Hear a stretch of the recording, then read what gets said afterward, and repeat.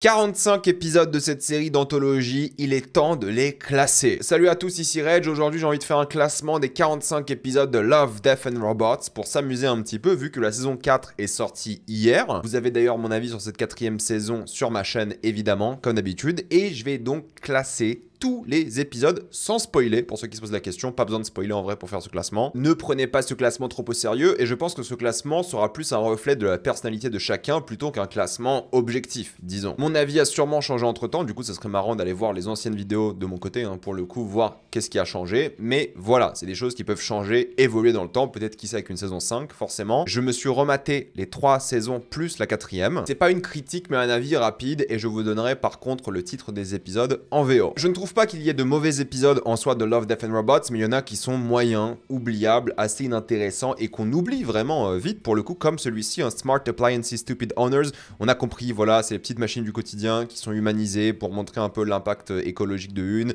mais aussi pour montrer à quel point on s'en fiche des choses qu'on considère banales aujourd'hui, on les met dans un coin. Voilà, c'était inintéressant pour moi, c'était assez simple, pas très pertinent. Ça se regarde, ça s'oublie. Heureusement que ça dure que 5 minutes, mais c'est un peu voilà, le cas de beaucoup d'épisodes de Love, Death and Robots. Il y en a un autre qui était un peu décevant pour le coup, c'était le Blind Spot, une sorte d'épisode cyberpunk qui d'après moi aurait dû être bien meilleur, hein, grosse inspiration Akira, mais j'ai pas trouvé l'animation très jolie, ça fait vraiment pour le coup très série télé, année 2010 on va dire pour être généreux, et en plus de ça l'histoire, est-ce que vous vous rappelez déjà de ça? Regardez cet épisode, est-ce que cet épisode vous dit un truc? Est-ce que vous vous rappelez de cet épisode alors qu'il est sorti il y a quoi? 5-6 ans déjà? Non, personne ne s'en rappelle malheureusement.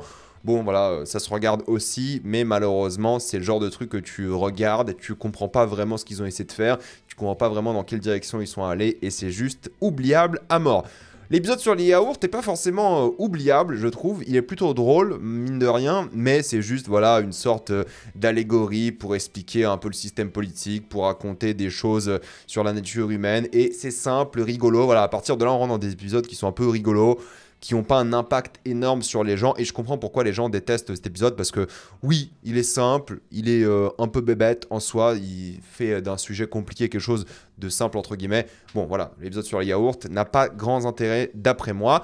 Celui-ci sur Automated Customer Service était plus ou moins intéressant dans le sens où c'était une sorte de épisode où une vieille femme devait faire face à un robot. L'animation est plutôt cool, ces visages déformés, ces vieilles personnes riches qui sont maltraitées par la technologie et tout le monde s'en fiche d'eux. Voilà, il y a cette allégorie sur à quel point on maltraite la vieillesse de une et ensuite il y avait un truc un peu voilà, sympathique sur une machine qui voulait tuer quelqu'un, chose qu'on revoit beaucoup, mais je trouve pas que c'est très fascinant, voilà, à regarder, je trouve pas que c'est très divertissant, encore une fois j'ai des critiques sur tous ces épisodes sur ma chaîne, ça se regarde assez bien, mais bon c'est un concept qu'on a vu déjà 1000 fois et c'est le moins bien utilisé je trouve de la série de manière générale. Can't Stop, l'épisode réalisé par David Fincher, voilà c'est un clip de musique, ok il y a un travail sur le son, sur les visuels, c'est intéressant la reconstitution en soi, mais c'est un clip de musique, quoi. Je veux dire, c'est cool, hein, mais c'est tout, ça s'arrête là, quoi. Il n'y a rien de bien fascinant, pertinent, raconté, je trouve, dans l'épisode ou de fort. Là où le prochain, Golgotha, c'est aussi une énorme déception parce qu'il y avait un concept intéressant à évoquer sur le débat philosophique, existentiel, religieux, et ils l'ont pas fait. Voilà, ça fait partie de ces épisodes live action qui se regardent aussi, mais qui n'ont pas de conclusion satisfaisante ou t'as l'impression même pas de conclusion tout court, tellement c'est bâclé, mais c'est un peu dommage parce que l'idée, les effets spéciaux, tout ça était plutôt cool. Et tu dis, ok, ça aurait pu être une très bonne chose à faire, mais pour moi, c'est raté. Comme l'épisode des chats, on a compris, For He Can Creep. Bon, voilà, l'art, le démon, les chats, on a compris les parallèles. C'était d'ailleurs un peu long comme épisode, je trouve. C'est dur de s'ennuyer dans un épisode de 15 minutes, mais c'était le cas pour celui-ci. Bon, sympathique pour l'esthétique, sympathique pour ce qu'il veut raconter, mais oubliable, comme pour The Dump. C'est, vous savez, l'histoire du monsieur qui arrive à se faire, en tout cas, ils essayent de le faire quitter cette terre de poubelle, littéralement, c'est comme ça qu'ils le décrivent dans l'épisode, et en fait, il y a une sorte de monstre qui est là, et voilà, ça raconte voilà, l'idée du système qui repousse des gens qui sont obligés à vivre dans une poubelle, le système inhumain qui fait face à une opposition assez intéressante dans cet épisode. Bon, voilà, encore une fois, sympathique sans plus. Pareil pour l'épisode sur Adolf Hitler qui se fait tuer de différentes manières, c'est très court ça pour le coup, mais en grosso modo, c'est une simulation, une IA qui propose différentes versions de l'histoire en fonction de comment Hitler meurt, ça va très très loin. Bon, c'est rigolo, voilà, c'est le genre de truc qu'on s'imagine, ça peut être sympa de voir ce genre de choses. Je pense que l'IA maintenant pourrait nous proposer ça en vrai en animation et tout, c'est assez flippant de se dire ça, mais grosso modo, c'est pas très fascinant, encore une fois, c'est sympathique, sans plus, c'est le genre de projet, t'as l'impression d'étudiant, et je dis pas ça de manière péjorative, hein, mais voilà, une idée un peu barrée, qui fonctionne pendant 5 minutes. Heureusement que ça dure 5 minutes. Ensuite, on a un double épisode, entre guillemets. On a Close Encounters of the Minikind. Donc, vous avez ces versions miniatures de l'apocalypse, cette fois-ci avec des aliens. Je trouve que c'est cool de montrer ça en mode miniature, avec plein de petits humains, le côté guerre des mondes aussi qui est pas mal du tout. Et ils ont fait la même avec les zombies. Donc, je trouve ça cool. Voilà, c'est des épisodes sympathiques. Ça montre un truc à petite échelle, mais fatalement gigantesque, qui a des conséquences extrêmes. Pas mal, honnêtement, pas mal. On devient sur des épisodes un peu sympas, mais aussi un peu oubliables, on va pas se mentir. Comme l'épisode avec Michael B. Jordan, oui, qui se rappelle qu'il y avait Michael B. Jordan dans Love, Death and Robots. Moi, quand j'ai revu l'épisode, je me suis dit, putain, c'est Michael B. Jordan. Un épisode pareil avec un robot qui sait tuer quelqu'un. C'est ça l'épisode, c'est comme ça. Sympathique, l'ambiance est sympathique, voilà, l'esthétique on va dire est sympa aussi parce que visuellement ça envoie un petit peu mine de rien, mais je pense que vous l'avez tous déjà oublié et c'est normal, il n'y a rien de fascinant, de prenant, il n'y a pas d'énergie je trouve, il n'y a pas de thématique intéressante, le personnage on s'en fout un petit peu, c'est un peu dommage vu l'acteur. The Other Large Thing, celui-ci était plus ou moins intéressant parce qu'il y avait une sorte de combat, on va dire, thématique sur le chat qui fait alliance avec le robot pour faire face à l'oppression des humains, mais c'est tout quoi. Voilà. Et encore une fois, il y a pas mal d'épisodes avec des chats, ils adorent les chats hein, chez Love, Death and Robots, chez les différents studios. Voilà, pour la thématique, c'est pas mal, mais sans plus d'après moi.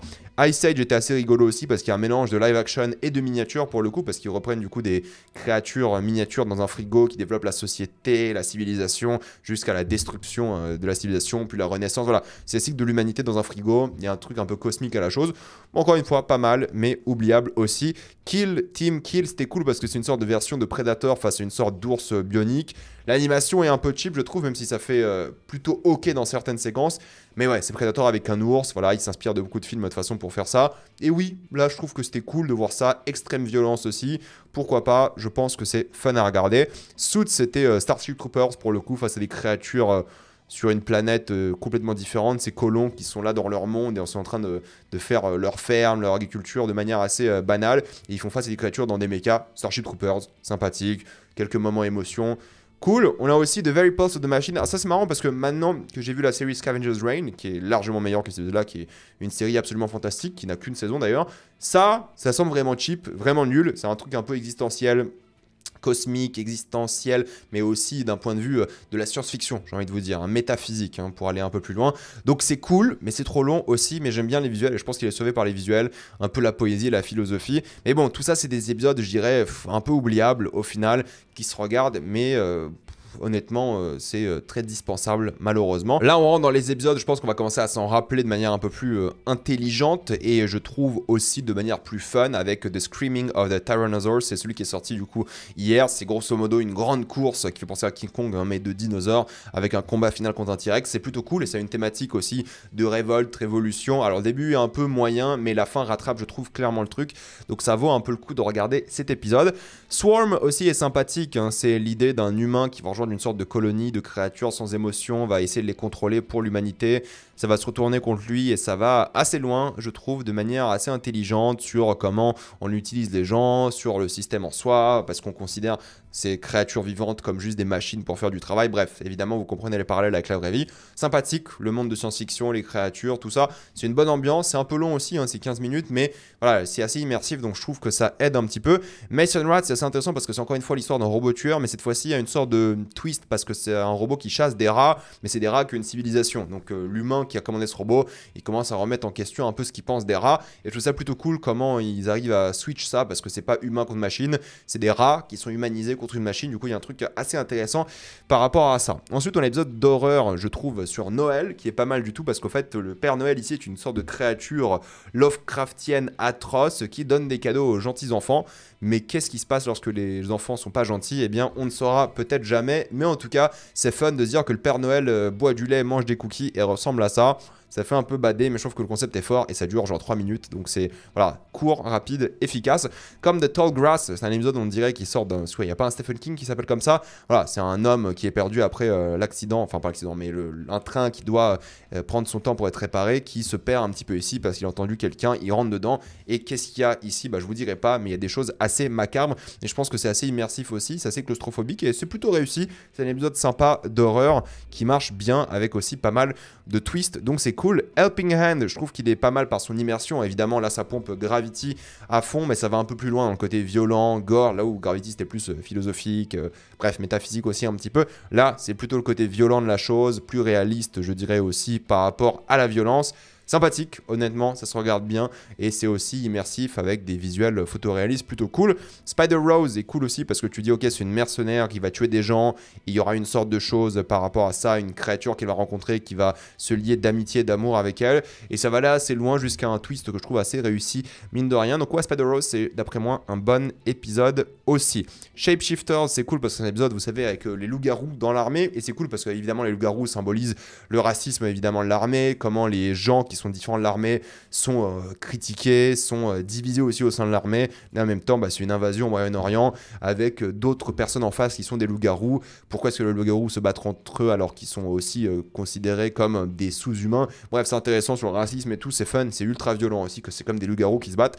Donc, c'est cool. Snow in the Desert, c'est un épisode intéressant de science-fiction sur cet albinos qui va être complètement chassé par tout le monde, tout le temps, et va devoir s'en sortir. Il va en faire des rencontres, il sera voilà, dans une vibe un peu chasseur de primes Mandalorian que je trouve plutôt cool, mais de manière plus violente, encore une fois, avec de l'amour mis dedans, une discussion sur la pureté de la race, entre guillemets, sur la science et tout. Franchement, c'était cool, c'était aussi très prenant visuellement, c'était pas mal long, mine de rien, mais ça vaut le détour d'après moi, comme le prochain épisode Ice, qui raconte encore une fois l'idée d'un jeune homme qui est différent des autres, qui est sur une planète sur laquelle il chasse des créatures qui ne devraient pas être chassées. Il y a tout un parallèle sur lui qui est celui de la société, les créatures chassées. Honnêtement, ça vaut le coup, c'est pas mal. C'est comme le double épisode sur 3 Robots que je mets là parce qu'en fait, c'est grosso modo 3 robots, donc des créations humaines, qui vont visiter l'apocalypse, grosso modo, enfin le monde post-apocalyptique, hein. Il n'y a plus d'humains, c'est juste la Terre, du coup ils vont visiter plein de choses humaines qui n'existent plus parce que les humains ne font plus rien, il y a juste les décors, et c'est cool de les voir visiter ça. Il y a l'épisode 2 aussi, qui est pareil, mais sur les riches cette fois-ci, qui ont essayé d'échapper à l'apocalypse, et ça montre au fait que nos créations survivent plus que nous, et des choses comme ça. Bon, ça va un peu plus loin dans les épisodes, mais c'est des épisodes que je trouve assez sympathiques, comme le Lucky 13, que j'ai trouvé fatalement assez bien maintenant que je l'ai revu. Au début, je sais que je l'avais pas adoré, si ma mémoire est bonne, mais là, en fait, c'est la relation d'une femme avec un vaisseau, et c'est un vaisseau qui a une sorte d'âme, entre guillemets, et c'est la relation entre les deux, comment ils arrivent à faire toutes leurs missions, comment le pilote et le vaisseau s'aiment au final, et c'est divertissant, c'est de la SF d'action, pilote et tout. Franchement, c'est cool, ça se regarde bien, il y a un vrai cœur émotionnel, c'est vraiment bien. Fish Night, je crois que c'est l'un des épisodes les moins bien notés de la série sur IMDb, en tout cas là où j'ai fait ma liste. C'est compréhensible parce qu'en fait, c'est un épisode qui est assez simple, mais si tu prends le point de vue métaphorique de ce qui se passe dans l'épisode en soi par rapport à ce jeune homme, ce père et tout, c'est bien mieux, donc faut le voir de manière métaphorique. Et là, c'est cool. Franchement, c'est un bon divertissement, c'est sympathique, ça se regarde bien, mais en plus de ça, les visuels sont vraiment cool, donc j'aime bien cet épisode. Comme le prochain, je veux dire, moi, tu mets Dracula en mode énorme vampire, tueur d'hommes qui a peur des chats, avec un style d'animation très cool pour le coup ici, qui fait penser à l'épisode sur Predator, hein, Kill Team Kill. Là, on est face à Sucker of Souls, qui est vachement divertissant, qui est court, qui est gore. Voilà, c'est un bon gros moment de fun que j'aime beaucoup. Le nouvel épisode qui est sorti hier, c'est How Zeki Got Religion, qui est face à donc des soldats américains qui doivent tuer une sorte de création, de rituel nazi. Voilà, c'est une sorte d'ange qui sort des enfers, ils sont dans un vaisseau en huis clos. C'est prenant, c'est aussi intelligent, je pense, dans la manière dont ça raconte pas mal de choses. Franchement, c'était vachement bien, donc je vous conseille cet épisode. Comme celui qui est sorti aussi hier, hein, peut-être le meilleur d'hier, c'était du coup cet épisode qui s'appelle 400 Boys, qui est un monde post-apocalyptique, d'humains qui doivent faire face à des créatures gigantesques, un style d'animation que moi j'aime beaucoup, qui est très prenant et qui raconte beaucoup de choses, mais c'est en termes de mise en scène qui est vraiment réussi, en termes d'ambiance. Donc j'aime beaucoup cet épisode, je vous le conseille vraiment, c'est parmi les seuls bons épisodes de la saison 4 qui étaient vraiment pas terribles, peut-être la pire saison. Ça va peut-être un peu diviser, mais j'aime beaucoup cet épisode In the Vaulted Halls Entombed parce que j'adore tout ce qui est créature Lovecraftienne. Et là, c'est donc des soldats qui tombent sur une fameuse créature. Donc déjà, ils sont à un endroit où ils sont pas censés être, quand des soldats dans un pays étranger qui sont en train d'envahir, mais ils sont punis par une sorte de chose atroce, horrible. Donc j'aime beaucoup ça, c'est immersif, c'est prenant, c'est horrifique aussi. Voilà, le style d'animation est cool. T'as presque envie de voir un film par rapport à ça, donc c'était vraiment bien. Je vous le conseille. De même pour The Secret War, il y a beaucoup d'épisodes sur des militaires, sur la guerre. guerre et tout. Sauf que là, c'est l'armée rouge, donc qui doit faire face à des créatures étranges, voilà, dans la neige, dans leur pays, et doivent essayer de les tuer pour sauver le monde. Parce que s'ils les tuent pas, eh bien, c'est techniquement l'apocalypse, donc c'est la Secret War pendant l'autre guerre mondiale. Donc c'est intéressant de se dire qu'il y avait peut-être plus d'enjeux ici que durant la guerre mondiale. Dans un super épisode, vraiment bien animé, ça fait penser un peu à Metro par rapport aux créatures, par rapport au côté réussi évidemment, donc j'ai beaucoup aimé.